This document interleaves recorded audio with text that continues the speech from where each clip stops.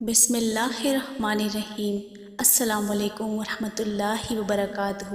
حضرت ابو امامہ رضی اللہ تعالیٰ عنہ فرماتے ہیں کہ میں نے رسول خدا صلی اللہ تعالیٰ علیہ وآلہ وسلم کو فرماتے ہوئے سنا کہ جو شخص رات کو باوضو اپنے بستر پر سونے کے لیے جائے اور وہ اللہ تعالیٰ کا ذکر، قرآنی آیات اور صورتیں اور تسبیح اور وظائف کرتے کرتے سو جائے اور پھر رات میں کسی وقت بھی اپنی کروٹ بدلتے ہوئے اللہ تعالیٰ سے دنیا اور آخرت کی جو بھی چیز مانگے گا تو اللہ تعالیٰ خیر سے اسے عطا فرمائے گا۔ ناظرین کرام، یاد رہے کہ اللہ تعالیٰ اپنے بندوں پر بڑا مہربان ہے۔ وہ اپنے کرم سے رات میں تھوڑی عبادت کرنے پر بھی شب بیداری کا ثواب عطا فرماتا ہے۔